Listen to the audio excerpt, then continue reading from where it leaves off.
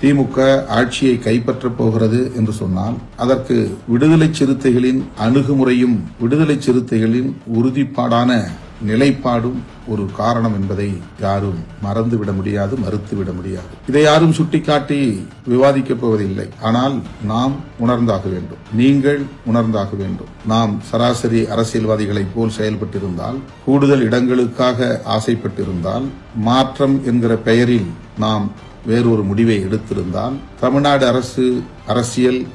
அரசியல் தலைகீழாக மாறியிருக்கும் என்பதிலே யாருக்கும் மாற்று கருத்து இருக்க முடியாது. அதை நாம் விரும்பவில்லை.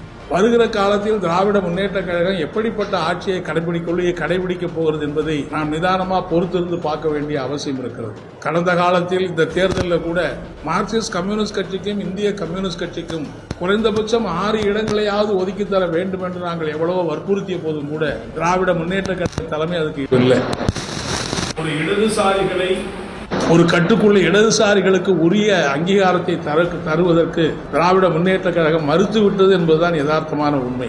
ஆனாலும் கூட பாஜகவுக்கு தமிழ்நாட்டில் இடமளித்து விடக் கூடாது என்கிற அடிப்படையில் இந்த மதசார்பற்ற முற்போக்கு கூட்டணியோடு இணைந்து நாங்கள் தேர்தலில் போட்டியிட்டோம். கடைசி வரை எந்தவிதமான பிசுறும் இல்லாமல், எந்தவிதமான குறைபாடும் இல்லாமல் பாஜகவை எதிர்த்த இந்த போராட்டத்தில் நாங்கள் ஈடுபட்டிருக்கிறோம். எனவே வெற்றி பெறுகிற இந்த ஆட்சி எப்படிப்பட்ட ஆட்சி அமையப் போகிறது என்பது கேள்விக்குறியாகத்தான் இருக்கிறது.